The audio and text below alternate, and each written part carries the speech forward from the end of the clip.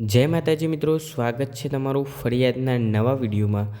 તો મિત્રો, દરેક રેશન કાર્ડ ધારકો માટે એક ખૂબ જ અગત્યની અને મોટી અપડેટ આવી રહી છે।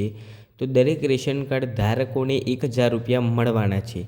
તો આ 1000 રૂપિયા કેવી રીતે મળશે અને તેના માટે કયા કયા ડોક્યુમેન્ટની જરૂર છે અને તેનું રજિસ્ટ્રેશન કઈ જગ્યાએ કરાવવું, તે સંપૂર્ણ માહિતી તમને આજના વિડીયોમાં જોવા મળશે।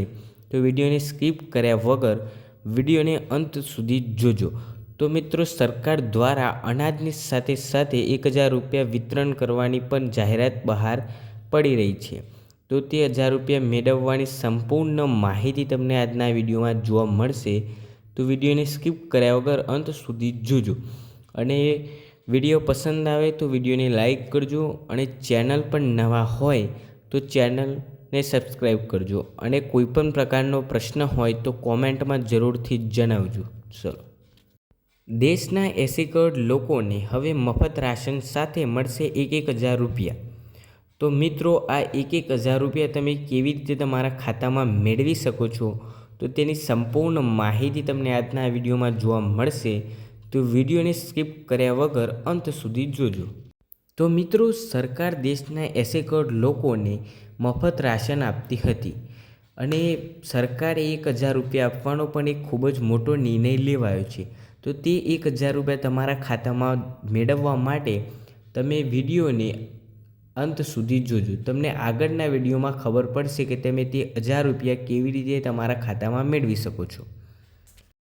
જો તમે ફ્રી રાશનના લાભાર્થી છો તો આ સમાચાર તમારા માટે ખૂબ જ ઉપયોગી છે, કારણ કે હવે સરકાર રેશન કાર્ડ પર ઘઉં, ચણા, ચોખા જેવી ખાદ્ય ચીજવસ્તુઓ જ મફત નહીં આપે, પરંતુ પ્રત્યેકને 1000 રૂપિયા આપવાની યોજના બનાવી રહી છે। જો કે આવા લોકોને જ આ રકમનો લાભ મળશે જેમણે ઈ-કેવાયસી કરાવી હશે। તો મિત્રો, તમારે પણ ઈ-કેવાયસી બાકી હશે તો તમને પણ આ અનાજ મળશે નહીં। જે ખેડૂત મિત્રોને 1000 રૂપિયા જોઈતા હોય તેમને ઈ-કેવાયસી કરાવવાનું ફરજિયાત રહેશે। તો મિત્રો, અમુક લોકોને પ્રશ્ન થતો હશે કે અમારે તો રેશન કાર્ડમાં 12 જણાનું નામ છે, તો બધાને ઈ-કેવાયસી કરાવેલું હોવું જોઈએ।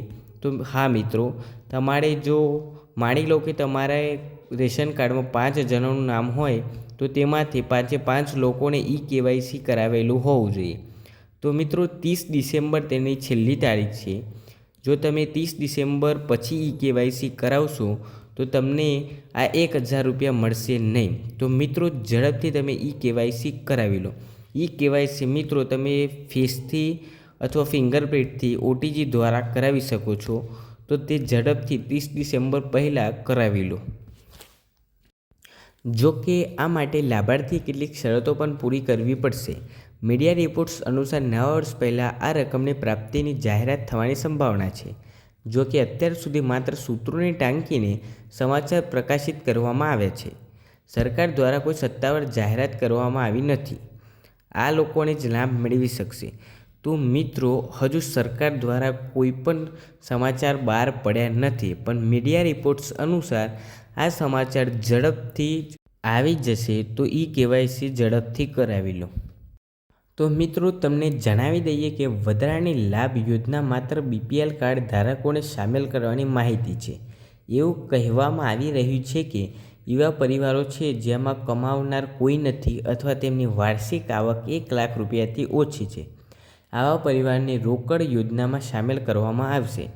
જો મિત્રો તમારી આવક પણ 1 લાખથી ઓછી હોય અથવા તમારા ઘેર પણ કોઈ કમાવનાર ન હોય તો જ તમને આ 1000 રૂપિયાનો લાભ થશે, અન્યથા નહીં થાય।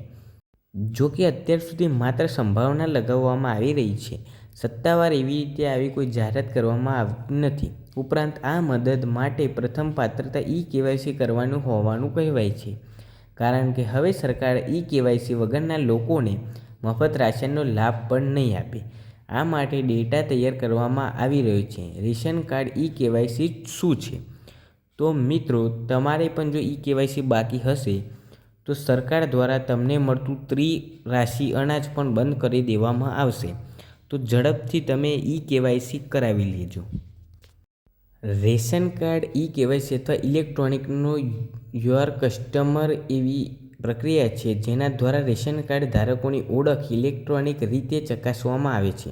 આ પ્રક્રિયામાં રેશન કાર્ડ ધારકે પોતાની અંગત માહિતી જેમ કે નામ, સરનામું, મોબાઈલ નંબર વગેરે ઓનલાઈન અપડેટ કરવાની હોય છે. આ ઉપરાંત બાયોમેટ્રિક વેરિફિકેશન પણ તેને આધાર સાથે લિંક કરીને કરવામાં આવે છે.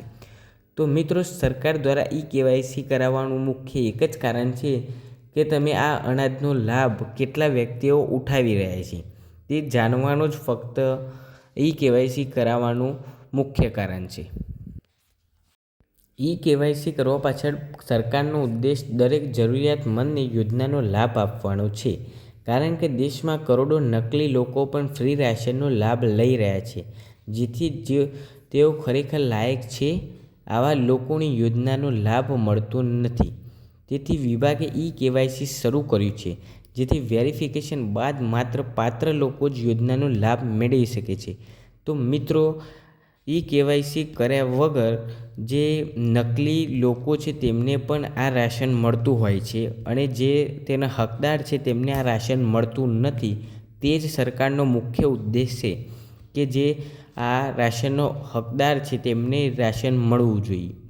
જો વિડીયો પસંદ આવ્યો હોય તો વિડીયોને લાઈક કરજો અને ચેનલ પર નવા હોય તો ચેનલને સબસ્ક્રાઈબ કરજો. અને કોઈ પણ પ્રકારનો પ્રશ્ન હોય તો કોમેન્ટમાં જરૂરથી જણાવજો. મળીએ બીજા વિડીયોમાં. ધન્યવાદ.